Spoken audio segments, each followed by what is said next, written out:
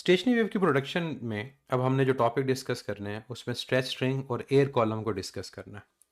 Stretch string नाम से पता चलता है कि हमारे पास एक स्ट्रिंग जिसको दो एंड से फिक्स किया हो, जैसे एक रस्सी को दो पॉइंट के दरमियान बांध दो, जैसे कपड़े लटकाने वाली रस्सी होती है, क्लॉथ लाइन जिसको बोलते हैं, या फिर आपके पास कोई भी इलेक्ट्रिक वायर है दो खंभों के दरमियान वो स्ट्रेच हुई होती है तो वो स्ट्रेच वायर है। और एयर कॉलम बेसिकली एक पाइप है और इस पे दो केसेस होंगे, एक जिसके दोनों एंड्स ओपन होंगे और एक जिसका वन एंड ओपन होगा। स्टेशनरी वेव की जो ये हमें केसेस मिलते हैं इसकी बेस्ट एग्जांपल हमें म्यूजिकल इंस्ट्रूमेंट में मिलती है। वो कोई भी म्यूजिकल इंस्ट्रूमेंट जहां पर कोई स्ट्रिंग यूज हो रही है, जिस स्ट्रिंग को वाइब्रेट करने से साउंड प्रोड्यूस होता है, वो आपकी स्ट्रेच स्ट्रिंग की एग्जांपल है। गिटार, सतार, रुबाब, ये तमाम जो म्यूजिकल इंस्ट्रूमेंट हैं इनमें स्ट्रिंग यूज होती है, वायर यूज होती है और उनको वाइब्रेट करने से स्टेशनरी वेव प्रोड्यूस होती हैं। तो स्टेशनरी वेव की एग्जांपल हमें म्यूजिकल इंस्ट्रूमेंट्स में मिलती है। फिर जितने भी म्यूजिकल इंस्ट्रूमेंट हैं जिनमें आपके पाइप यूज होते हैं, जैसे फ्लूट आपके पास है या आपके पास ऑर्गन पाइप्स होते हैं, उन तमाम पाइप्स में चाहे वो वन एंड से ओपन हो, दोनों एंड से ओपन हो, वो आपके पास एयर कॉलम की एग्जांपल है। तो स्टेशनरी वेव की जो आपके पास ओवरऑल प्रोडक्शन वो आपके म्यूजिकल इंस्ट्रूमेंट के साथ रिलेट कर रही होती है। अब हम इस टॉपिक को कंपैरिजन की फॉर्म में डिस्कस करेंगे, और कंपैरिजन की फॉर्म में इस वजह से ताकि आपको पता हो कि फंडामेंटल फ्रीक्वेंसी के फार्मूलाज इन तीनों केसेस में क्या हैं और फिर किन दो केसेस में आपके फार्मूलाज सिमिलर हैं। अब जो स्ट्रेच स्ट्रिंग है, उस स्ट्रेच स्ट्रिंग में होता क्या है बेसिकली, जब आप स्ट्रिंग को किसी भी जगह से प्लग करते हो, डिस्टर्ब करते हो, तो उस पॉइंट से जो डिस्टर्बेंस होती है वो अवे ट्रेवल करती है। अब जब डिस्टर्बेंस अवे ट्रेवल करेगी तो इसका मतलब वो राइट और लेफ्ट की तरफ ट्रेवल करेगी, और स्ट्रिंग में बनने वाली जो वेव्स होती हैं वो कौन सी होती हैं? ट्रांसवर्स वेव्स होती हैं। अब ये वेव राइट और लेफ्ट जो एंड है जहां फिक्स है वहां से बाउंस बैक करके वापस आएंगी, और ये टॉपिक आपने कवर किया रिफ्लेक्शन ऑफ वेव्स का। तो जब वेव यहां से बाउंस बैक करके वापस आएंगी तो क्या स्टेशनरी वेव की तमाम कंडीशंस पूरी नहीं हो रही कि अब ये वेव्स एक दूसरे की तरफ मूव करेंगी एक ही लाइन में, ऑपोजिट डायरेक्शन में, और इनके सुपरपोज करने की वजह से इस स्ट्रिंग के अंदर हमारे पास स्टेशनरी वेव क्रिएट होती है जो हमारे पास इन लूप्स की फॉर्म में होती है। और हम कहते क्या हैं? हम ये कहते हैं कि स्ट्रेच स्ट्रिंग के अंदर बनने वाली जो स्टेशनरी वेव्स हैं they are transverse stationary waves. मैं पॉइंट रिपीट कर दूं कि स्ट्रेच स्ट्रिंग में जो बनने वाली हमारे पास वेव्स होती हैं, ये कौन सी वेव्स होती हैं? They are transverse stationary waves, क्योंकि यहां पार्टिकल की जो मोशन है वो क्या है? वो प्रोपगेशन के परपेंडिकुलर होती है। तो अगर आपसे कभी एमसीक्यू पूछा जाए कि गिटार के अंदर जो स्टेशनरी वेव प्रोड्यूस होती हैं वो कौन सी आपके पास वेव्स हैं बाय नेचर, तो आपका आंसर क्या होगा? They are transverse stationary waves. लेकिन जो एयर कॉलम है उसकी प्रोडक्शन को हम जब डिस्कस करते हैं तो किस तरह से करते हैं कि लेट से हमारे पास ट्यूनिंग फॉर्क्स हैं। अब ट्यूनिंग फॉर्क क्यों लिए गए? बेसिकली साउंड सोर्स है। अब दोनों ट्यूनिंग फॉर्क सिमिलर होंगे तभी वेव सिमिलर होगी, कि अगर इस ट्यूनिंग फॉर्क की फ्रीक्वेंसी 256 हर्ट्ज है तो इसकी भी फ्रीक्वेंसी 256 हर्ट्ज है। दोनों को साइमल्टेनियसली रबर पैड से हिट करोगे और दोनों से साउंड वेव्स कहां मूव करेंगी? पाइप के इनसाइड। तो क्या दोनों जो साउंड वेव्स हैं क्या वो ऑपोजिट डायरेक्शन में मूव कर रही हैं? तो हेड ऑन कोलिजन की तरह आपस में सुपरपोज करेंगी, और उनके सुपरपोज करने की वजह से एयर कॉलम के अंदर हमारी स्टेशनरी वेव क्रिएट होती हैं, और ये स्टेशनरी वेव ऑब्वियसली साउंड की वजह से हैं। और साउंड बाय नेचर क्या है? साउंड बाय नेचर हमारे पास लॉन्गिट्यूडनल वेव है। तो एयर कॉलम के अंदर प्रोड्यूस होने वाली जो स्टेशनरी वेव्स होती हैं ये बाय नेचर क्या है? They are trans longitudinal stationary wave, या कंप्रेशनल या प्रेशर, जो भी नाम आप इनको देना चाहो दे सकते हो। तो ये लॉन्गिट्यूडनल स्टेशनरी वेव्स होती हैं।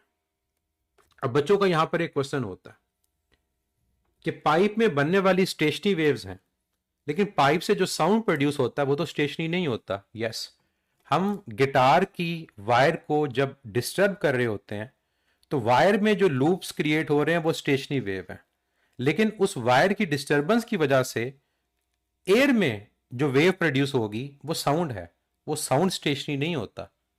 तो ये चीज आपस में आप लोगों ने याद रखनी है कि एयर कॉलम के अंदर बनने वाली जो वेव्स हैं वो लॉन्गिट्यूडनल स्टेशनरी वेव्स हैं, लेकिन एयर कॉलम से प्रोड्यूस होने वाला साउंड वो तो स्टेशनरी वेव नहीं होगा ना, क्योंकि साउंड क्या है, साउंड प्रोग्रेसिव है। लेकिन जब पाइप का एक एंड ओपन और एक एंड क्लोज होता है तो वहां पर आप एक ही ट्यूनिंग फॉर्क यूज करते हो और वही साउंड प्रोड्यूस करेगा जो सामने वॉल से रिफ्लेक्ट होकर वापस आएगा। और रिफ्लेक्शन के रूल्स आपने पढ़े हुए हैं कि रेयर मीडियम से होगा तो क्या होगा, डेंसर से होगा तो क्या होगा। और ये वेव्स जब आपस में हमारे पास सुपरपोज करती हैं तो एयर कॉलम के अंदर स्टेशनरी वेव प्रोड्यूस होती हैं जो कुछ इस तरह की होंगी बाय शेप।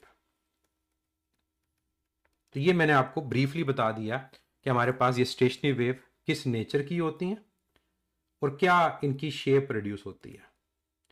अब जरा मुझे डायग्राम को देख के आप लोगों ने इस क्वेश्चन का आंसर देना है, तीनों को, कि जो एंड आपके फिक्स हैं, चाहे वो स्ट्रिंग के अंदर है या पाइप के अंदर है, क्या वहां नोड क्रिएट हो रहा है या एंटी नोड क्रिएट हो रहा है। और जो आपके एंड फ्री हैं, ओपन हैं, क्या वहां पर नोड क्रिएट हो रहा है या एंटी नोड क्रिएट हो रहा है। डायग्राम को देख के बताएं। तो आपका आंसर होगा जो एंड फिक्स है वहां पर नोड है, और होना भी चाहिए क्योंकि वहां पार्टिकल फ्री नहीं है मूव करने में। लेकिन जो एंड आपके ओपन है वहां पर क्या प्रोड्यूस हो रहा है, वहां पर एंटी नोड प्रोड्यूस हो रहा है। तो ये चीज आपने यहीं पर याद रख लेनी है कि जो एंड आपका फिक्स होगा वहां हमेशा क्या होगा, नोड होगा। और जो एंड फ्री होगा, जहां पार्टिकल फ्री टू मूव है, वहां पर हमेशा क्या प्रोड्यूस होगा, वहां एंटी नोड होगा। तो यहां पर एंटी नोड होगा और यहां पर नोड क्रिएट होगा। तो फ्री एंड्स पे हमेशा एंटी नोड और फिक्स एंड पे क्या होगा, हमेशा आपके पास वो नोड प्रोड्यूस होगा। अब इनकी प्रोडक्शन की तरफ आते हैं। और प्रोडक्शन के अंदर सबसे पहले हम फर्स्ट मॉड ऑफ जो हमारे पास वाइब्रेशन है उसको डिस्कस करेंगे। फर्स्ट मॉड ऑफ वाइब्रेशन का मतलब क्या है। फर्स्ट मॉड ऑफ वाइब्रेशन का मतलब हमारे पास ये है कि पहली स्टेशनरी वेव जो प्रोड्यूस होगी वो किस तरह की होगी, फर्स्ट मॉड ऑफ वाइब्रेशन। और फर्स्ट मॉड ऑफ वाइब्रेशन का मतलब होगा कि n की वैल्यू कितनी है, 1। तो फर्ज करें जो ये स्ट्रिंग हमने कंसीडर की, इस स्ट्रिंग की जो लेंथ है वो l है। इसी तरह जो हम पाइप ले रहे हैं, चाहे वो एक एंड से ओपन और एक एंड से क्लोज है, उसकी भी लेंथ कितनी है, वो l है। l कंपेयर करने के लिए ले रहे हैं कि सिमिलर लेंथ है। अब कोई बताएगा कि हमारे पास जो फर्स्ट मॉड ऑफ वाइब्रेशन होगा स्ट्रिंग के केस में, हमारे पास उसमें क्या प्रोड्यूस होगा। जो फर्स्ट मॉड ऑफ वाइब्रेशन होगा स्ट्रिंग के केस में, उसमें क्या प्रोड्यूस होगा, मिनिमम स्टेशनरी वेव की कंडीशन क्या होगी। तो आपका आंसर होगा कि जो फिक्स एंड है वहां नोड होगा। ये तो कंफर्म है। तो उन नोड्स के दरमियान जो मिनिमम पॉसिबिलिटी है वो ये है कि एंटी नोड प्रोड्यूस होंगे। जो मिनिमम पॉसिबिलिटी है वो क्या है, एंटी नोड प्रोड्यूस होंगे। क्या इससे छोटी स्टेशनरी वेव प्रोड्यूस हो सकती है एयर कॉलम में, नो, सॉरी स्ट्रिंग में नो, क्योंकि नोड फिक्स है, नोड तो होने हैं। तो नोड के दरमियान एक एंटी नोड लाजमी है।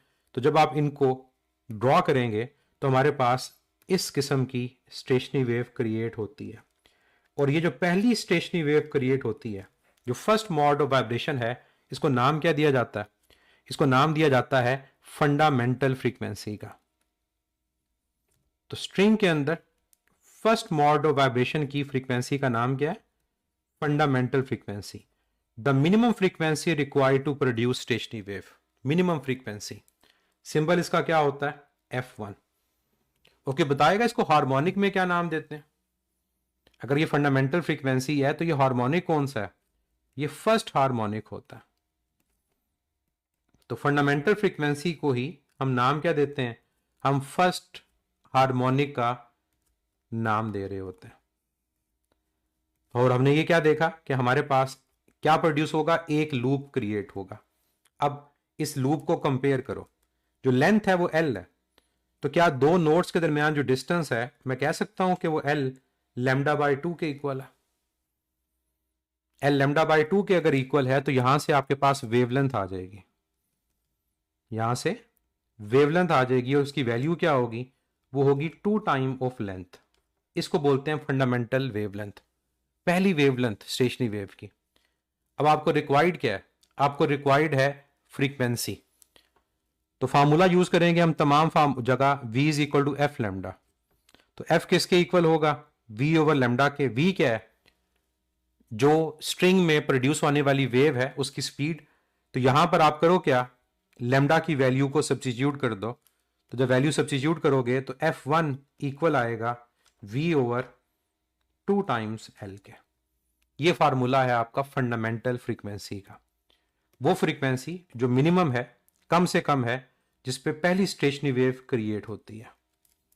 अब एक और चीज यहां पर क्लियर कर लें कि ये v किसके इक्वल है। जो v यहां पर है ये किसके इक्वल है? v बच्चे आपके पास है velocity of transfer waves in a string. चाहे वेलोसिटी का वर्ड यूज कर लो या स्पीड का वर्ड यूज कर लो, तो it is a velocity of transverse wave. और किसके अंदर? स्ट्रिंग के अंदर। और इसका फार्मूला क्या होता है? इसका फार्मूला होता है under root of tension divide by mass per unit length. तो ऊपर आपके पास आती है स्ट्रिंग में टेंशन और नीचे आता है मास पर यूनिट लेंथ, जिसको बोलते हैं लीनियर मास डेंसिटी। ये लीनियर मास डेंसिटी क्या चीज होती है? मास पर यूनिट लेंथ, कि जितनी स्ट्रिंग का मास है उसको पर यूनिट लेंथ से डिवाइड कर दो। ये आपके पास लीनियर मास डेंसिटी कहलाती है। तो मैं जब इस फार्मूला को सब्स्टिट्यूट करूंगा ऊपर फ्रीक्वेंसी के फार्मूला में, तो मुझे फंडामेंटल फ्रीक्वेंसी का फार्मूला क्या मिल जाएगा? F1 इज इक्वल टू, इस v की वैल्यू को पुट कर दिया, 1 over 2l under root of tension divided by mass per unit length. ये फंडामेंटल फ्रीक्वेंसी का फार्मूला है जो स्ट्रिंग की टेंशन की फॉर्म में है। अब इस क्वेश्चन का आंसर दीजिएगा, क्या स्ट्रिंग में टेंशन बढ़ाने से फंडामेंटल फ्रीक्वेंसी बढ़ेगी या कम होगी? क्या स्ट्रिंग में टेंशन बढ़ाने से फंडामेंटल फ्रीक्वेंसी की वैल्यू बढ़ेगी या कम होगी? इंक्रीज करेगी। क्यों? क्योंकि डायरेक्ट रिलेशन है। क्या स्ट्रिंग की लेंथ कम करने से फंडामेंटल फ्रीक्वेंसी बढ़ेगी या कम होगी? क्या स्ट्रिंग की लेंथ कम करने से फंडामेंटल फ्रीक्वेंसी बढ़ेगी कम होगी? बढ़ेगी, इनवर्स रिलेशन है। और सिमिलरली m डॉट, जिसको मैंने क्या नाम दिया? लीनियर मास डेंसिटी, उसको भी कम करने से फंडामेंटल फ्रीक्वेंसी ज्यादा होती है। तो ये बेसिकली 3 लॉज कहलाते हैं। पहला कि टेंशन के साथ हमारा जो रिलेशन है वो डायरेक्ट है, टेंशन के साथ। दूसरा, लेंथ के साथ हमारा रिलेशन इनवर्स है। और तीसरा हमारे पास लॉ क्या है? तीसरा लॉ है कि लीनियर मास डेंसिटी के साथ रिलेशन क्या है? That is inverse. तो तीनों का रिलेशन पता होना चाहिए कि टेंशन बढ़ाने से फंडामेंटल फ्रीक्वेंसी स्ट्रिंग की बढ़ती है, लेंथ कम करने से फंडामेंटल फ्रीक्वेंसी बढ़ती है, और मास के कम करने से फंडामेंटल फ्रीक्वेंसी बढ़ती है। क्या मतलब है बढ़ती है? इसका मतलब यह है कि हमें ज्यादा फ्रीक्वेंसी रिक्वायर्ड होगी पहली स्टेशनरी वेव प्रोड्यूस करने के लिए। तो अगर स्ट्रिंग के अंदर टेंशन ज्यादा होगी ना, तो हाई फ्रीक्वेंसी रिक्वायर्ड होगी स्टेशनरी वेव के लिए। और अगर टेंशन कम होगी तो फिर लो फ्रीक्वेंसी पर भी पहली स्टेशनरी वेव क्रिएट हो जाएगी। क्लियर हो गया? लेंथ के साथ कैसे इनवर्स है बच्चे? फार्मूला देखो ना, ये फार्मूला आपको नजर आ रहा है यहां पर कि लेंथ के साथ इसका रिलेशन क्या है? इनवर्स। और ये जो लेंथ है, मैंने यहां पर पर्टिकुलरली बोला था, ये यूनिट लेंथ है, यूनिट लेंथ। और जो यूनिट लेंथ होती है वो कांस्टेंट होती है। तो इस लेंथ के साथ इसका रिलेशन नहीं है, जो फार्मूला के अंदर एल आ रहा है उसके साथ इसका इनवर्स रिलेशन है। ये हो गया पहला केस, फर्स्ट मॉड का। अब आ जाओ पाइप में पहला केस। पाइप के अंदर पहली स्टेशनरी वेव क्या क्रिएट होगी? ऑब्वियसली जो ओपन एंड है वहां पर एंटी नोड क्रिएट होगा। तो बच्चे मिनिमम पॉसिबिलिटी बताओ क्या है? दो एंटी नोड्स के दरमियान क्या आएगा? मिनिमम पॉसिबिलिटी यही आएगा ना कि दो एंटी नोड्स के दरमियान आपके पास नोड आएगा। इससे छोटी स्टेशनरी वेव तो नहीं बन सकती। तो पहली स्टेशनरी वेव जो एयर कॉलम के अंदर जो दोनों एंड से ओपन है प्रोड्यूस होती है वो कुछ इस किस्म की है। अब जरा दोनों को कंपेयर करो, पाइप को और स्ट्रिंग को। पाइप के अंदर भी जो हमारी लेंथ है वो λ/2 के इक्वल है। तो क्या ये भी λ/2 के इक्वल नहीं है? आधा लूप यहां पर है और आधा लूप यहां पर है। जब दोनों को ऐड करोगे ये λ/2 आएगा। तो क्या दोनों की फंडामेंटल वेवलेंथ की वैल्यू सेम आ रही है? कि यहां भी फंडामेंटल वेवलेंथ 2l है और यहां भी फंडामेंटल वेवलेंथ 2l है। दैट मीन्स दोनों का फार्मूला सेम होगा। दैट मीन्स दोनों का फार्मूला सेम होगा। और ये जो पहली स्टेशनरी वेव प्रोड्यूस हो रही है, नाम इसका भी यही होता है। इसको भी क्या नाम दोगे आप? Fundamental frequency. इसका नाम भी क्या है? Fundamental frequency. और फंडामेंटल फ्रीक्वेंसी के अलावा इसको हार्मोनिक में क्या नाम दिया जाता है? इसको फर्स्ट हार्मोनिक का नाम दिया जाता है। अब जरा इसकी कैलकुलेशन को देख लेते हैं। अब इसकी कैलकुलेशन जो है सिमिलर है, क्योंकि अगर दोनों की वेवलेंथ सेम, तो जब फ्रीक्वेंसी को कैलकुलेट करोगे v ओवर लेमडा से, तो लेमडा किसके इक्वल आएगा? वो 2l के इक्वल आएगा। तो फिर डिफरेंस क्या है दोनों के अंदर? अगर दोनों का फार्मूला सेम है तो दोनों में डिफरेंस किस चीज का? दोनों में डिफरेंस है बच्चे v का। स्ट्रिंग में जो v है वो ट्रांसफर वेव की वेलोसिटी है, और पाइप के अंदर ये जो v आपके पास है ये लॉन्गिट्यूडनल वेव की वेलोसिटी है। तो ये बेसिकली साउंड है ना, तो ये आपके पास वेलोसिटी ऑफ साउंड है, ये उसका फार्मूला होगा। और वेलोसिटी ऑफ साउंड का फार्मूला हमने रिसेंटली पढ़ा, वो क्या है? Under root of modulus of elasticity over density. तो अब इस फार्मूला को अगर आप ऊपर सब्स्टिट्यूट करोगे तो फंडामेंटल फ्रीक्वेंसी का फार्मूला क्या आ जाएगा? 1 over 2l under root of modulus of elasticity divide by density. ये आपका फार्मूला आ गया। अब सोच के मुझे आंसर दीजिएगा। एयर कॉलम के अंदर अगर मॉइस्चर आ जाए तो क्या फंडामेंटल फ्रीक्वेंसी बढ़ जाएगी या कम हो जाएगी? एयर कॉलम के अंदर अगर मॉइस्चर आ जाए तो क्या फंडामेंटल फ्रीक्वेंसी बढ़ेगी, कम होगी? मॉइस्चर के आने से डेंसिटी कम हो जाएगी, फंडामेंटल फ्रीक्वेंसी इंक्रीज कर जाएगी। एयर कॉलम में 3 तरह की गैसेस को यूज करते हैं, मोनोटॉमिक, डायाटॉमिक और पॉलीटॉमिक। किस केस में फंडामेंटल फ्रीक्वेंसी ज्यादा होगी? एयर कॉलम में 3 तरह की गैसेस यूज करें, मोनो, डाया और पोली। किस केस में फंडामेंटल ज्यादा होगी? मोनो। क्यों? क्योंकि हमने पढ़ा था कि जो आपका मॉडुलस ऑफ इलास्टिसिटी होता है वो गैमा टाइम प्रेशर होता है। तो गैमा के साथ इसका रिलेशन क्या है? डायरेक्ट। तो अब मैं यहां पर इसके रिलेशंस को लिखूं तो मेरा रिलेशन क्या है? पहला, मॉडुलस ऑफ इलास्टिसिटी के साथ डायरेक्ट है, और मॉडुलस ऑफ इलास्टिसिटी होती है गैमा टाइम प्रेशर। इसका मतलब यह हुआ कि गैमा के साथ इसका रिलेशन भी क्या है? वो डायरेक्ट है। तो जिसका मॉडुलस ज्यादा, फंडामेंटल ज्यादा। जिसकी आपके पास गैमा की वैल्यू ज्यादा, फंडामेंटल फ्रीक्वेंसी ज्यादा। डेंसिटी के साथ क्या रिलेशन है? इनवर्स। अगर हाइड्रोजन गैस यूज करेंगे ज्यादा डेंसर है, फंडामेंटल फ्रीक्वेंसी कम होगी। और इसी तरह से फंडामेंटल फ्रीक्वेंसी का ताल्लुक लेंथ के साथ क्या है? वो इनवर्स है।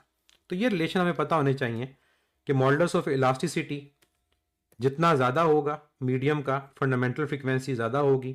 गैमा ज़्यादा होगा, फंडामेंटल फ्रीक्वेंसी ज़्यादा होगी। डेंसिटी कम होगी, फंडामेंटल ज़्यादा होगी। लेंथ पाइप की कम होगी, तब भी फंडामेंटल ज़्यादा होगी। अब टेम्परेचर के साथ बताओ रिलेशन क्या होगा? क्या टेम्परेचर के बढ़ाने से फंडामेंटल फ्रीक्वेंसी बढ़ेगी या कम होगी? कि फर्ज करो आपके पास पाइप के इनसाइड जो एयर है वो हीटअप हो जाती है, तो हीटअप होने से क्या फंडामेंटल फ्रीक्वेंसी ने बढ़ना है या कम होना है? बढ़ना है। क्यों बढ़ना है? क्योंकि टेम्परेचर आपकी स्पीड को बढ़ाएगा, और स्पीड के बढ़ने से फंडामेंटल फ्रीक्वेंसी भी क्या करेगी? इंक्रीज करेगी। तो ये क्वेश्चन अमूमन बच्चे गलत कर देते हैं, वो सोचते हैं कि फार्मूला में तो कहीं पर टेम्परेचर है ही नहीं, वो रिलेशन ही डेवलप नहीं कर पाते। लेकिन उनको ये नहीं याद होता कि ये जो फार्मूला हम पुट कर रहे हैं स्पीड का, इसमें स्पीड का ताल्लुक टेम्परेचर से डायरेक्ट है।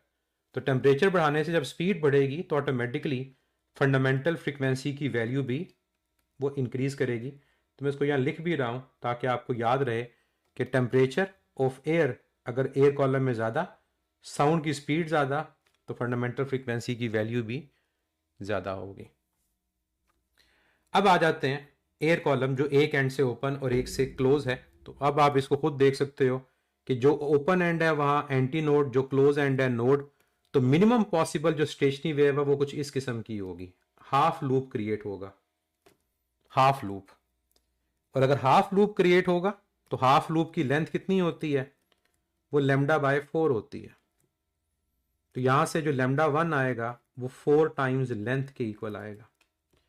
अब कंपैरिजन आपके सामने आने लगा कि पाइप जो दोनों एंड से ओपन है वहां वेवलेंथ 2l है, और जो पाइप एक एंड से ओपन है वहां वेवलेंथ 4l है, डबल है। और जब वेवलेंथ ज्यादा तो फ्रीक्वेंसी कम होगी ना, क्योंकि फ्रीक्वेंसी और वेवलेंथ का रिलेशन इनवर्स। तो फार्मूला के अंदर वैल्यू पुट करो लेमडा की, तो ये फार्मूला आएगा v over 4 times l। v over 4 times l। v दोनों का सेम है ऑब्वियसली, क्योंकि हम जो बात कर रहे हैं साउंड की बात कर रहे हैं, तो यहां पर भी v साउंड की स्पीड है, यहां भी v साउंड की स्पीड है। अब अगर आपको एग्जामिनर कंपेयर करने को कहे कि आपके पास एक पाइप जो दोनों एंड से ओपन है और दूसरा पाइप वो है जो एक एंड से ओपन और एक से क्लोज है, दोनों की लेंथ इक्वल है, तो दोनों की फंडामेंटल फ्रीक्वेंसी को कंपेयर करो, किसकी फंडामेंटल फ्रीक्वेंसी ज्यादा होगी, जो दोनों एंड से ओपन है या जो दोनों एंड से क्लोज है, जो एक एंड से क्लोज है। तो जो दोनों एंड से ओपन है उसकी फ्रीक्वेंसी ज्यादा होगी, क्योंकि उसमें डिनोमिनेटर में 2 डिवाइड हो रहा है, और जो एक एंड से क्लोज है या एक एंड से ओपन है उसके डिनोमिनेटर में 4 डिवाइड हो रहा है। तो जब दोनों को डिवाइड करेंगे तो कुछ इस किस्म का रिलेशन आएगा जो मैं डायरेक्ट लिख रहा हूं कि अ pipe having both ends open, its fundamental frequency is double of the pipe having one and open.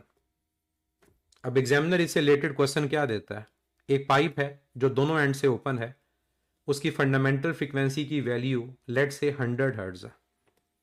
एक पाइप जो दोनों एंड से ओपन है उसकी फंडामेंटल फ्रीक्वेंसी की वैल्यू 100 हर्ट्ज है। तो अगर उसका एक एंड क्लोज कर दें तो अब फंडामेंटल फ्रीक्वेंसी क्या होगी, सिंपल हाफ। ओपन पे अगर 100 है तो एक एंड क्लोज करने से वो 50 हो जाएगी।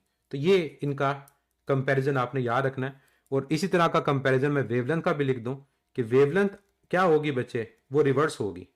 अगर फ्रीक्वेंसी ओपन पाइप की डबल है तो इसकी फंडामेंटल जो वेवलेंथ होगी वो क्लोज पाइप के मुकाबले में हाफ होगी, क्योंकि फ्रीक्वेंसी का वेवलेंथ के साथ रिलेशनशिप क्या होता है, इनवर्स होता है।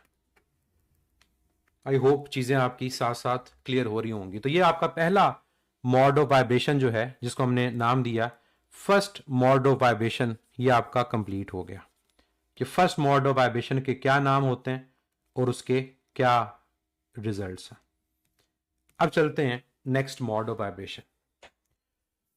Obviously first mode of vibration के बाद आपके पास क्या आएगा, सेकंड मोड ऑफ वाइब्रेशन आएगा। अब एक पॉइंट एज अ शॉर्टकट इसको याद रख लो या जैसे भी, कि जब भी नेक्स्ट स्टेशनरी वेव क्रिएट होती है, जब भी नेक्स्ट स्टेशनरी वेव क्रिएट होती है आपके नोड्स और एंटी नोड्स की तादाद एक एक इंक्रीज कर जाती है। ये प्रैक्टिकली हम देखते हैं। तो अगर पहले 2 नोड और एक एंटी नोड था तो नेक्स्ट मॉड में 3 नोड और 2 एंटी नोड हो जाएंगे। अगर पहले 2 एंटी नोड और एक नोड था अब 3 एंटी नोड और 2 नोड हो जाएंगे। अगर पहले 1 नोड और एक एंटी नोड था तो अब 2 नोड और एक एंटी नोड हो जाएंगे। तो जब भी नेक्स्ट मॉड ऑफ वाइब्रेशन आएगा आपके पास पहले के मुकाबले में एक नोड और एक एंटी नोड इंक्रीज हो जाएगा। और जो सेकंड मॉड ऑफ वाइब्रेशन होता है, याद रखिएगा, इसको ओवरटून का नाम दिया जाता है। इसको क्या नाम दिया जाता है, ओवरटून। और ओवरटून को डिफाइन किया जाए तो it is defined as frequency other than fundamental, कि फंडामेंटल फ्रीक्वेंसी के अलावा जो फ्रीक्वेंसी होती है उसको ओवरटून का नाम दिया जाता है। Frequency other than fundamental is called overtone. यानी जो सेकंड मॉड ऑफ हमारे पास वाइब्रेशन होती है उसको आप फर्स्ट ओवरटोन का नाम देते हो। उसको क्या नाम देते हो, फर्स्ट ओवरटोन का। जो थर्ड होगा उसको क्या नाम दोगे, उसको आप सेकंड ओवरटोन का नाम दोगे। अब कैसा प्रोड्यूस होगा उसकी तरफ आते हैं। अब मुझे बताएं कि फंडामेंटल मॉड के अंदर जो आपके पास स्ट्रिंग था उसमें कितने नोड और कितने एंटी नोड होते, अभी देखते हैं याद है या आपको याद नहीं है। कितने नोड और कितने एंटी नोड थे पहले मॉड के अंदर, 2 नोड और एक एंटी नोड था। तो आप मुझे बताओ कितने नोड और कितने एंटी नोड प्रोड्यूस होंगे। अगर पहले 2 नोड और एक एंटी नोड था तो आप कितने नोड होंगे, 3। तो अब सिंपली आप इसको ड्रॉ कर दो, आपकी नेक्स्ट स्टेशनरी वेव आ जाएगी, लेकिन ऑब्वियसली इक्वल डिस्टेंस पे होंगे। अब मैं ड्रॉ करता हूं, यहां नोड तो पक्का है क्योंकि फिक्स है। अब एक नोड दरमियान में आ जाएगा और हर दो नोड के दरमियान क्या आएगा, एंटी नोड आएगा। हर दो नोड के दरमियान क्या आएगा, एंटी नोड। तो ये है आपके पास next mode of vibration, this one. अब मुझे बताएं कितने लूप्स हैं। अब दो लूप्स हैं ना, अगर दो लूप्स हैं तो हम क्या लिखेंगे, पहले हमने लिखा था L is equal to lambda by 2, तो अब लिखोगे L is equal to lambda. तो हमें अब सेकेंड मॉड की वेवलेंथ मिल गई जो किसके इक्वल है, L के इक्वल है। अब मुझे जरा सोच के बताएं कि क्या मैं इस लेमडा 2 को लिख सकता हूं कि ये जो पहले वेवलेंथ थी उसके मुकाबले में हाफ हो गई है। क्या मैं लिख सकता हूं जो लेमडा 2 है वो पहली वेवलेंथ के मुकाबले में हाफ हो गई है? क्यों? क्योंकि पहली वेवलेंथ कितनी थी, 2L। तो अब 2L के साथ डिवाइड क्या हो रहा है, 2। तो अगर वेवलेंथ हाफ हो गई है तो फ्रीक्वेंसी क्या हो जाएगी? अगर आपके पास वेवलेंथ की वैल्यू हाफ हो गई है तो फ्रीक्वेंसी की वैल्यू क्या हो जाएगी, डबल। क्योंकि इनका आपस में रिलेशनशिप क्या है, इनवर्स। और आप इसको फार्मूला से भी देख सकते हो कि जब आप इसको फार्मूला के अंदर सब्स्टिट्यूट करोगे, फार्मूला कौन सा, v is equal to F lambda वाला, तो f इक्वल आएगा v ओवर लेमडा के। और लेमडा किसके इक्वल है, लेमडा आपके पास l के इक्वल है। इसको 2 से मल्टीप्लाई और 2 से डिवाइड कर दो। जब 2 से मल्टीप्लाई 2 से डिवाइड करोगे तो क्या ये लिखा जा सकता है 2 टाइम v ओवर 2L। और ये ब्रैकेट में लिखी हुई टर्म है ये किसके इक्वल है, F1 के। तो हमें क्या आंसर मिला कि स्ट्रिंग के अंदर जब नेक्स्ट स्टेशनरी वेव क्रिएट करनी है तो पहले के मुकाबले में फ्रीक्वेंसी को डबल करना पड़ेगा। तो अगर स्ट्रिंग में पहली स्टेशनरी वेव 100 हर्ट्ज पे प्रोड्यूस हुई तो नेक्स्ट स्टेशनरी वेव 200 हर्ट्ज पे प्रोड्यूस होगी। अगर पहली 150 पे हुई तो दूसरी 300 पे होगी। ये इसका मतलब है कि वेवलेंथ अगर हाफ हो रही है, अगर वेवलेंथ की वैल्यू कितनी हो रही है पहले के मुकाबले में हाफ, तो फ्रीक्वेंसी की वैल्यू डबल हो जाएगी। इसको क्या बोलते हैं, इसको बच्चे बोलते हैं सेकंड हार्मोनिक। इसको सेकंड हार्मोनिक का नाम दिया जाता है। और सेकंड हार्मोनिक के अलावा इसको ओवरटोन कौन सा बोलोगे, फर्स्ट, क्योंकि फंडामेंटल के बाद ये पहली फ्रीक्वेंसी है, तो that is called first overtone. अब आए बाकी केसेस में, वो भी आप इसी तरह से करेंगे कि यहां पर एंटी नोड फिक्स है, बनेगा, क्यों, फ्री है। दरमियान में एक एंटी नोड आ गया तो हर दो एंटी नोड के दरमियान क्या आएगा, वो नोड आएगा। तो इसको भी अगर आप गौर से देखें तो बिल्कुल ये स्ट्रिंग की तरह की स्टेशनरी वेव है, यानी इसकी लेंथ को अगर आप कैलकुलेट करोगे तो ये भी क्या आएगी, ये लेमडा के इक्वल आएगी। इस वजह से स्ट्रिंग और पाइप जो दोनों एंड से ओपन होते हैं इनके फार्मूला सिमिलर होते हैं। तो ये भी एल के इक्वल है। क्यों एल के इक्वल है, ये लेमडा बाय 2 है और आधा लूप यहाँ है, आधा लूप यहाँ है, टोटल ऐड करोगे एल आएगा। तो अब यहाँ दोबारा मुझे कहना पड़ेगा कि मेरी वेवलेंथ हाफ हो गई, और वेवलेंथ पहले के मुकाबले में अगर हाफ हो गई तो फ्रीक्वेंसी की वैल्यू पहले के मुकाबले में क्या हो जाएगी, डबल। और अगेन सेम वजह कि एल है, इसको 2 से मल्टीप्लाई 2 से डिवाइड कर दो तो F2 की वैल्यू आ जाएगी 2 टाइम्स V ओवर 2L। और V ओवर 2L क्या थी उसकी, फंडामेंटल, तो F2 की value 2F1। Same result, same result, लेकिन स्टेशनरी वेव की नेचर डिफरेंट है। नाम इसका क्या है, अगेन सेम नाम। इसको भी क्या बोलते हैं, इसको बोलते हैं सेकंड हार्मोनिक। और ओवरटोन में इसको क्या बोलते हैं, इसको फर्स्ट ओवरटोन का नाम दिया जाता है। सेकंड हार्मोनिक और फर्स्ट ओवरटोन। अब आए पाइप जो एक एंड से ओपन और एक से क्लोज है, उसमें क्या होगा, उसमें पहले एक नोड और एक एंटी नोड था, अब उसके अंदर दो एंटी नोड और दो नोड हो जाएंगे। ये तो फिक्स है ना, यहां एंटी नोड यहां नोड फिक्स है।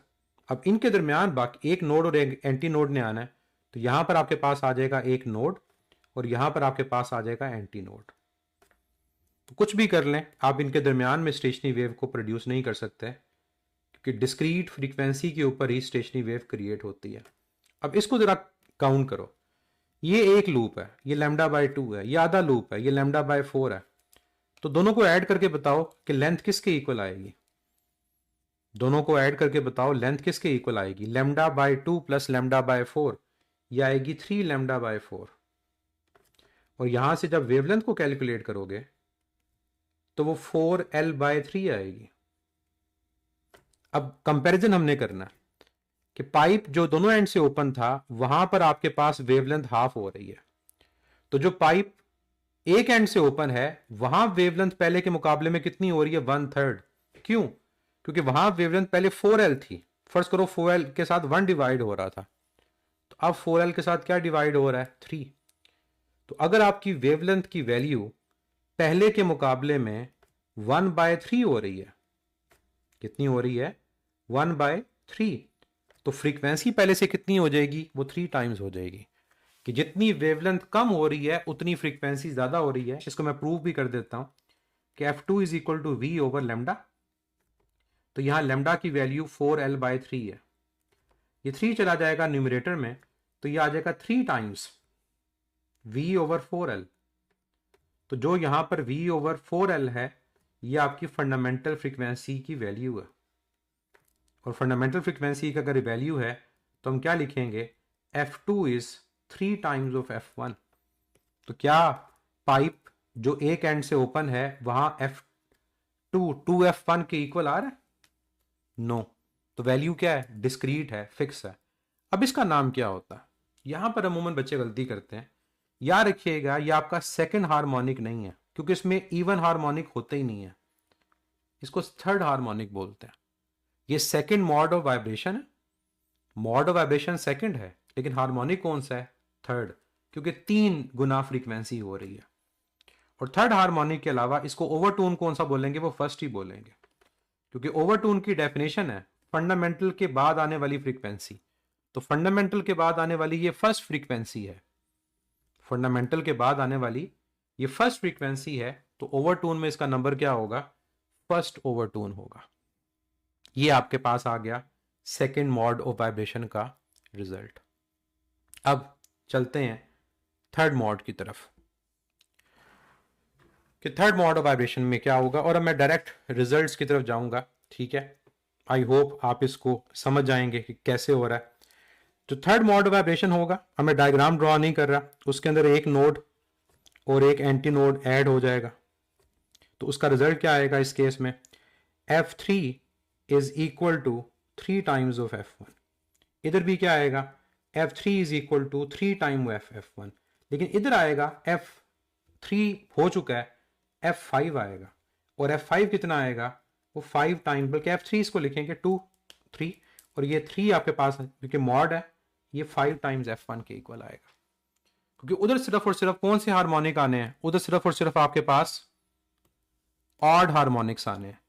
तो यहां पर कॉन्टिन्यूस है, मतलब एक तरह का ना, 1 के बाद 2 आया, 2 के बाद 3 आया, है वैल्यू डिस्क्रीट, लेकिन नंबर एक सीरीज में चल रहे हैं। लेकिन उस केस में नंबर आपके पास सिर्फ और सिर्फ कौन से आ रहे हैं, आपके ऑड नंबर्स आ रहे हैं। तो F3 यहां 3F1 के इक्वल, यहां भी F3 3F1 के इक्वल, लेकिन उस केस में आपके पास जो F3 होगा वो 5 टाइम्स F1 के इक्वल आएगा। और अगर आपको मैं कहूं कि इनके नाम क्या है बताएं, तो आप नाम इजीली बता सकते हैं कि इनका नाम क्या होगा। इसका नाम हमारे पास होगा थर्ड हार्मोनिक, और थर्ड हार्मोनिक के अलावा इसका नाम कौन सा ओवरटोन होगा, ये सेकंड ओवरटोन होगा। इसका नाम क्या होगा, इसका नाम भी थर्ड हार्मोनिक होगा। और थर्ड हार्मोनिक के अलावा ओवरटोन कौन सा है, ये सेकंड है। लेकिन वहां पर आप उसको थर्ड हार्मोनिक नहीं बोलेंगे, क्योंकि वहां फ्रीक्वेंसी 5 गुना ज्यादा है, उसको बोलेंगे ये फिफ्थ हार्मोनिक है। और फिफ्थ हार्मोनिक के अलावा ये ओवरटोन कौन सा है, वो सेकंड ही है, क्योंकि फंडामेंटल के बाद आने वाला ये दूसरा है। तो थर्ड हार्मोनिक का ये फार्मूला आ गया, और ओवरटोन में इसको हमने क्या बोला, इसको हमने सेकंड ओवरटोन बोला। इसके बाद सीरीज चलती रहेगी, और आई होप उसको आप लिख सकते हो कि इसके बाद क्या आएगा। इसके बाद 4F1 आएगा पहले दोनों में, और तीसरे वाले के अंदर क्या आएगा, वो 7F1 आएगा। तो अब हम इसको जनरलाइज करते हैं। जनरलाइज करने का मतलब है कि अगर आपके पास nth मॉड ऑफ वाइब्रेशन हो, अगर आपके पास बचे क्या हो, nth मॉड ऑफ वाइब्रेशन हो, बल्कि चले उसकी तरफ जाने से पहले मैं आपको एक और बता देता हूं, ताकि जो बच्चों के माइंड में कंफ्यूजन है वो क्लियर हो जाए। मैं nth की तरफ इसके बाद जाता हूं। मैं फोर्थ मॉड की तरफ चला जाता हूं कि अगर फोर्थ आपके पास मॉड ऑफ वाइब्रेशन हो तो उसका आपके पास रिजल्ट क्या होगा। उस केस में आपके पास आएगा F4 इक्वल टू 4F1, यहां भी F4 इक्वल टू 4F1। देखिए यहां F4 नहीं होगा, F4 4F1 नहीं होगा, F4 क्या होगा, वो 7F1 के इक्वल आएगा। तो ये हमारे पास नेक्स्ट जो फ्रीक्वेंसी है वो आएगी। नाम इनको आप लिख सकते हो। ये अब आपके पास फोर्थ हार्मोनिक कहलाएगा और ओवरटोन कौन सा होगा, ये थर्ड होगा। तो that is the fourth harmonic और ओवरटोन में ये थर्ड ओवरटोन है। जितनी वेवलेंथ कम हो रही है उतनी फ्रीक्वेंसी ज्यादा हो रही है। अगर यहां फ्रीक्वेंसी 4 गुना ज्यादा है इसका मतलब यहां वेवलेंथ इनिशियल के मुकाबले में 4 गुना कम हो चुकी है। और इसको हम नाम क्या देंगे, इसको हम नाम देंगे सेवंथ हार्मोनिक का। ये सेवंथ हार्मोनिक है और ओवरटोन वही है, ये थर्ड ओवरटोन है।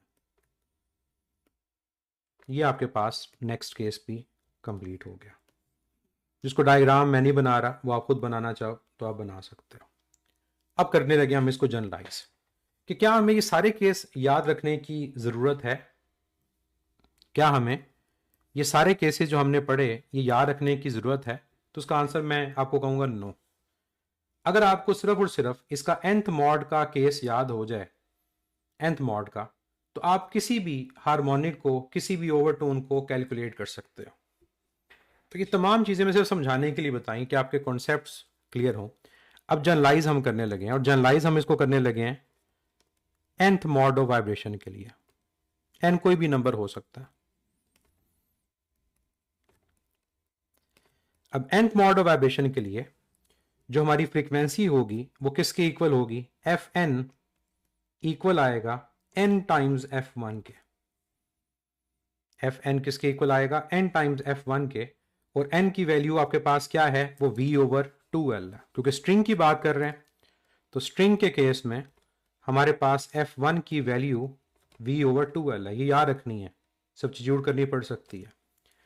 अगर आपने वेवलेंथ को कैलकुलेट करना है तो वो किसके इक्वल आएगी, वो लैम्डा 1 ओवर n की इक्वल आएगी कि जितनी फ्रीक्वेंसी ज्यादा उतनी वेवलेंथ कम। फ्रीक्वेंसी n टाइम्स ज्यादा तो वेवलेंथ n टाइम्स कम। और लैम्डा 1 की वैल्यू क्या होती है, वो 2l होती है। और n की वैल्यू यहां पर क्या होगी, n की वैल्यू यहां पर होगी आपके कौन से number, real numbers 1 2 3 4 and so on, जो सॉरी नेचुरल नंबर्स होते हैं। अब आप कोई भी वैल्यू पुट करो n की, आपकी सीरीज बनना स्टार्ट हो जाएगी। और सीरीज क्या बनेगी इसकी, इसकी जो सीरीज आपके पास बनेगी वो कुछ इस किस्म की बनेगी कि 1 पुट करोगे आपके पास क्या आएगा, F1 आएगा। 2 पुट करोगे 2F1 आएगा। 3 पुट करोगे 3F1 आएगा। 4 पुट करोगे 4F1 एंड सो ऑन। अब आ जाओ पाइप जिसके दोनों एंड ओपन है, सेम फार्मूला, कोई चेंज नहीं, Fn NF1 के इक्वल। तो ये तो यहीं पर याद कर लो कि पाइप जो दोनों एंड से ओपन है और स्ट्रिंग जो दोनों एंड से फिक्स है, इन दोनों के रिजल्ट एक जैसे होते हैं, इनमें कोई डिफरेंस नहीं होता। सिर्फ और सिर्फ डिफरेंस अगर है तो v की वैल्यू का है, और वो मैं ऊपर क्लियर कर चुका हूं। और यहां भी जो सीरीज होगी वो F1 2F1 3F1 4F1 and so on आएगी। लेकिन जो पाइप एक एंड से क्लोज है उसका फार्मूला डिफरेंट है। उसका फार्मूला आपके पास क्या आएगा, देखने में तो लगेगा कि सेम है, NF1, और ये भी लगेगा देखने में सेम है, लैम्डा 1 ओवर n। लेकिन F1 और लैम्डा 1 की वैल्यू डिफरेंट है। इसमें F1 v ओवर 4l के इक्वल है और यहां पर आपके पास लैम्डा 1 4l के इक्वल है। फिर दूसरा डिफरेंस n की वैल्यू, यहां सिर्फ और सिर्फ ऑड हार्मोनिक्स होते हैं, तो n की वैल्यू 1 3 5 7 एंड सो ऑन। तो इसकी जो सीरीज होगी वो F1 के बाद 2F1 नहीं आएगा, वो 3F1 आएगा। 3F1 के बाद 5F1 आएगा, फिर 7F1 आएगा, फिर 9F1 आएगा एंड सो ऑन। तो अब इनके फार्मूलाज में अगर देखो तो ये n की वैल्यू इंपॉर्टेंट है और इस n की वैल्यू की बेस के ऊपर आपके पास फिर ये सारी की सारी क्या बन रही होती है, सीरीज बन रही होती है। अब मेरा आपसे यहां पर क्वेश्चन है, नंबर ऑफ हार्मोनिक्स किसके ज्यादा है? क्या नंबर ऑफ हार्मोनिक्स जो पाइप दोनों एंड से ओपन है उसके ज्यादा है, या जो एक एंड से ओपन है उसके ज्यादा है? नंबर ऑफ हार्मोनिक किसके ज्यादा है? जी, जो हमारे पास एक एंड से ओपन है उसके कम है, और जो दोनों एंड से ओपन है उसके ज्यादा है। क्यों? जो दोनों एंड से ओपन है उसमें इवन और ऑड हार्मोनिक दोनों हैं, उसमें इवन और ऑड हार्मोनिक बच्चे क्या हैं? वो दोनों हैं। तो यहां पर जो नेक्स्ट पॉइंट आपके पास है वो नंबर ऑफ हार्मोनिक्स का है। और एक बात यहां पर ख्याल रखिएगा कि नंबर ऑफ हार्मोनिक्स किस चीज को रिप्रेजेंट करते हैं? ये क्वालिटी को रिप्रेजेंट करते हैं। जितनी फ्रीक्वेंसी की रेंज ज्यादा होती है ना, उतनी साउंड की क्वालिटी ज्यादा अच्छी होती है, ज्यादा वेरिएशन आपके पास होगी। तो number of harmonics represents quality of sound, ये साउंड की क्वालिटी रिप्रेजेंट करेगा। तो यहां पर जब हम मेंशन करेंगे तो हमारे पास इवन एंड ऑड दोनों हार्मोनिक्स प्रेजेंट होते हैं। यहां पर भी इवन एंड ऑड हार्मोनिक्स वो दोनों प्रेजेंट है। इसके अंदर सिर्फ और सिर्फ हमारे ऑड हार्मोनिक्स प्रेजेंट होते हैं, इसमें इवन हार्मोनिक्स नहीं होते। फिर हम जब कंपेयर नंबर ऑफ हार्मोनिक्स की बात करेंगे तो हम कहेंगे कि नंबर ऑफ हार्मोनिक्स हमारे पास इसमें ज्यादा होते हैं, और इसमें नंबर ऑफ हार्मोनिक्स वो कम होते हैं। और इसी की बेस पर आपसे अगर क्वेश्चन पूछा जाए कि किसकी साउंड क्वालिटी अच्छी होती है, पाइप जो दोनों एंड से ओपन होगा उसकी, या जो एक एंड से ओपन होगा उसकी, तो सिंपल सी बात है, जिसके हार्मोनिक्स की तादाद ज्यादा है उसकी ज्यादा अच्छी होगी। तो ये आपके पास हाई क्वालिटी साउंड होगा। क्यों? इसमें फ्रीक्वेंसीज की रेंज ज्यादा है, तो ये हाई क्वालिटी होता है। और ये अपने हार्मोनिक्स फ्रीक्वेंसीज की तादाद कम होने की बेस पे ये आपका लो क्वालिटी होता है। तो आई होप ये पॉइंट भी आपका क्लियर हो गया होगा रिगार्डिंग एमसीक्यू, कि किस में कौन से हार्मोनिक होते हैं, दोनों किस में होते हैं और एक इसमें होता है, ये भी क्लियर हो गया होगा। अब नेक्स्ट इसमें जो आपके नोड्स और एंटी नोड्स की तादाद है, अगर मैं उसको देखूं तो अब आप उसका आंसर भी दे सकते हो कि जो आपके पास पाइप है जिसके दोनों एंड्स आपके पास ओपन है, वहां हमेशा एंटी नोड नोड से ज्यादा है, और जहां पाइप एक एंड से ओपन है वहां नोड एंटी नोड के इक्वल है। और जहां पाइप की जगह स्ट्रिंग आ गया वहां नोड एंटी नोड से ज्यादा है। तो आपको डायग्राम में नजर आ रहा है, मैं यहां पर अब लिखने लगा हूं, इसको क्लियर रखिएगा कि स्ट्रिंग के केस में, जो स्ट्रिंग का केस आपके पास होता है, वहां पर हमेशा जो नोड्स होते हैं वो एंटी नोड से ज्यादा होते हैं। कितने? एक। तादाद में कितने ज्यादा? एक ज्यादा। अगर नोड 5 है तो एंटी नोड 4 होंगे। तो ये रिलेशन आपने याद रखना है, जो नोड्स और एंटी नोड्स का रिलेशन बता रहा है। पाइप जो दोनों एंड से ओपन है वहां पर एंटी नोड हमेशा ज्यादा है। कितने ज्यादा है? एक ज्यादा है। मतलब दोनों के दरमियान जो डिफरेंस है वो 1 का है। अगर 5 एंटी नोड है तो 4 नोड है, लेकिन जो पाइप एक एंड से ओपन होगा या एक एंड से क्लोज होगा वहां हमेशा एंटी नोड्स की तादाद नोड के इक्वल होगी। तो यही हमारा माइंड जोन का क्वेश्चन था। तो आपको पता चल गया कि किसमें क्या ज्यादा किसमें क्या कम। अब आप इजीली बता सकते हैं कि स्ट्रिंग में नोड और एंटी नोड की तादाद की रेशो 1 से ग्रेटर होगी, क्योंकि जब यहां पर आप रेशो लोगे तो 1 से ग्रेटर आएगी।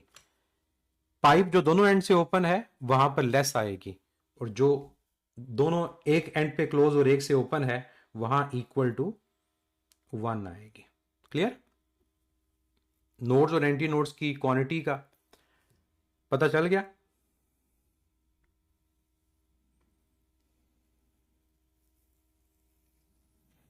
अब आ जाते हैं लास्ट जो इसके पॉइंट्स हैं और इंपॉर्टेंट पॉइंट्स हैं उनकी तरफ।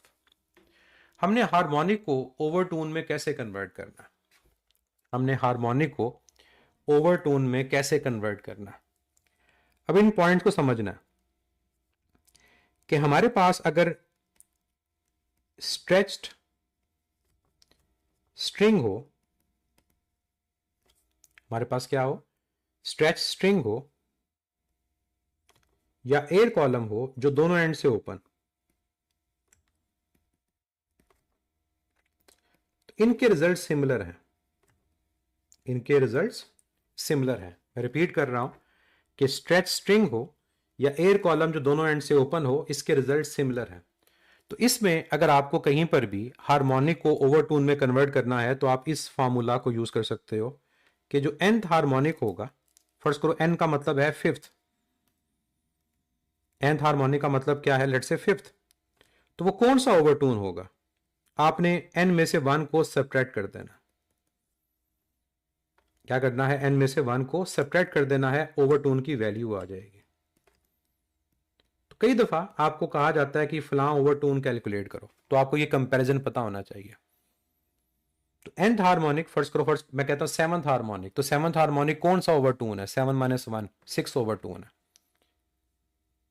क्लियर होगी बात। और अगर मैं कहता हूं 6 ओवरटोन कौन सा हार्मोनिक है, तो +1 कर देंगे, तो 6 ओवरटोन है तो 7th हार्मोनिक है। अब आ जाओ दूसरी जानिब जो थोड़ा सा ट्रिकी है, air column with 1 end open. एक ऐसा एयर कॉलम जिसका एक एंड ओपन है या एक एंड क्लोज है, जैसे मर्जी इसको लिखें। अब इसमें फार्मूला आप क्या यूज करते हो, पहले बताता हूं हार्मोनिक से ओवरटोन का। फर्स्ट करो आपके पास nth हार्मोनिक है और आपने ओवरटोन कैलकुलेट करना। क्या करना है, n में से 1 सब्ट्रैक्ट करके 2 से डिवाइड कर देना, तो आपके पास ओवरटोन की वैल्यू आ जाएगी। एग्जाम्पल देते हैं। फर्स्ट करो आपके पास फिफ्थ हार्मोनिक है, फिफ्थ हार्मोनिक है तो ओवरटोन कौन सा होगा, 5 - 1 4, 4 डिवाइड बाई 2 2, सेकेंड ओवरटोन होगा। फर्स्ट करो आपका सेवंथ हार्मोनिक है, 7 - 1 6, 6 डिवाइड बाई 2 3, आपका थर्ड ओवरटोन है। तो ये आपके पास शॉर्टकट है हार्मोनिक और ओवरटोन की कन्वर्ट। अब अगर मॉड हो तो फिर क्या करेंगे, कई दफा मॉड वाइब्रेशन होगा, फिर कैसे कन्वर्ट करेंगे वो भी देख ले कि अगर आपके पास मॉड वाइब्रेशन की फॉर्म में हो, तो if n is mode vibration, n is mode vibration, तब इसका फार्मूला क्या होता है, Fn is equal to 2n - 1 into F1। कि फॉर एग्जाम्पल मैं कहता हूं कि मुझे एक पाइप जो एक एंड से ओपन और एक से क्लोज है, उसका 7th मॉड वाइब्रेशन की फ्रीक्वेंसी फाइंड करनी है, तो मैं n की जगह 7 पुट कर दूंगा। तो 7 इंटू 2 14, 14 - 1 13, 13 F1, वो आपका 13th हार्मोनिक है। वो आपका कौन सा हार्मोनिक है, वो 13th हार्मोनिक है। दोबारा सुनो, फर्स्ट करो आपके पास मॉड वाइब्रेशन गिवन है nth, n कोई नंबर है, लेट्स से आपके पास n कौन सा है 8। अब F8 की वैल्यू 8 पुट करो, 8 इंटू 2 16 - 1 15, आपका आंसर आएगा 15 F1। और ये जो 15 होगा ये किसको रिप्रेजेंट करेगा, ये जो 15 यहां पर आएगा ये किसको रिप्रेजेंट करेगा, ये बेसिकली आपके हार्मोनिक को रिप्रेजेंट करेगा। तो जो भी आपके पास यहां पर आंसर आ रहा होगा दैट रिप्रेजेंट हार्मोनिक, और उधर से आप क्या कैलकुलेट कर लोगे, उधर से आप कैलकुलेट कर लोगे ओवरटोन को। तो ये आपको बेसिकली हार्मोनिक के बारे में इंफॉर्मेशन देगा, कहां से, मॉड ऑफ वाइब्रेशन से।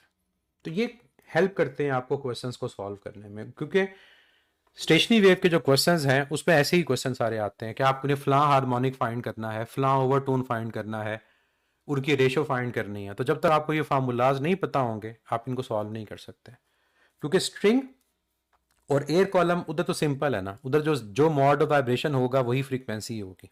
हम देखा फर्स्ट मॉड है तो F1 है, सेकंड मॉड है F2 है, थर्ड मॉड है F3 है। लेकिन air column with 1 end open के अंदर ये पॉइंट थोड़ा सा ट्रिकी होता है। लेक्चर को एंड करते हैं, लेकिन लेक्चर एंड सिर्फ टॉपिक पॉइंट ऑफ व्यू से होगा, इसके क्वेश्चंस हम करेंगे, उससे हमें मजीद आइडिया होगा कि किस तरह के क्वेश्चंस हमसे पूछे जा सकते हैं। थ्योरेटिकल चीज़ें फार्मूलाज तो कवर हो गई, लेकिन न्यूमेरिकल एस्पेक्ट से कैसे क्वेश्चन है वो करना ज़रूरी है। क्वेश्चन है कि for an air column with 1 end open, question को जब भी पढ़ना है तो ये देखना है कि क्वेश्चन किसके बारे में। तो ये 1 एंड ओपन के बारे में क्वेश्चन है, 1 end open. Find the ratio between third and fifth overtone. Third और फिफ्थ ओवरटोन की रेशियो को कैलकुलेट करो, क्या आंसर आएगा। तो पहला आपको ओपन क्लोज उसका पता होना चाहिए, और फिर आपको पता होना चाहिए कि थर्ड और फिफ्थ ओवरटोन का मतलब क्या है। बताएं इसका आंसर क्या आएगा।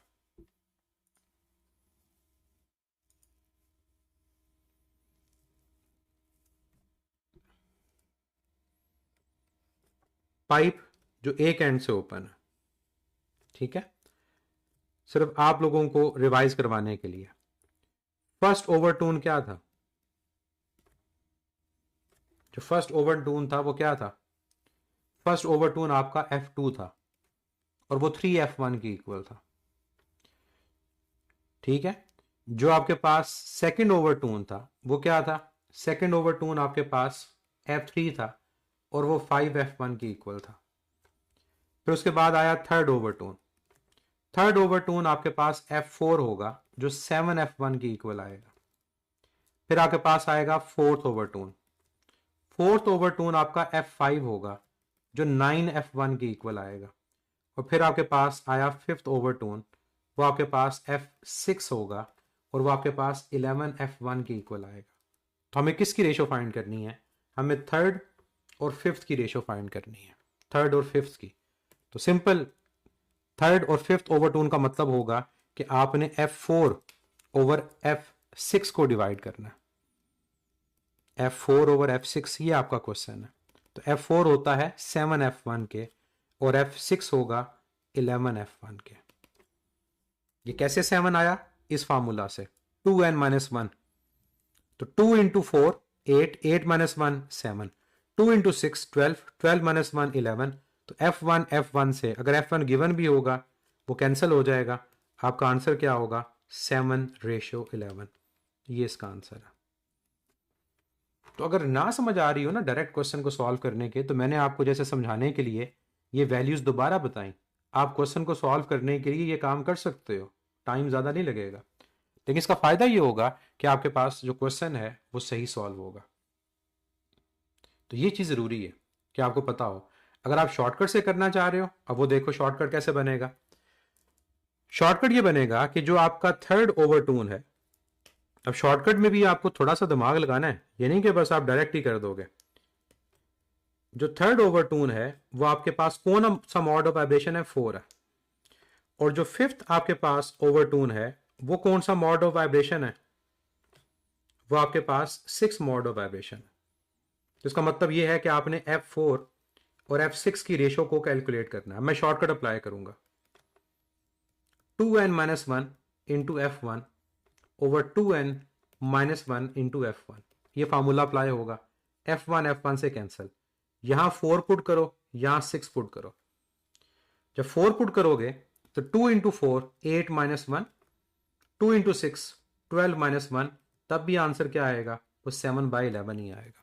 तो ये आपने शॉर्टकट से इसको सॉल्व किया तो आपका आंसर 7/11 आ गया।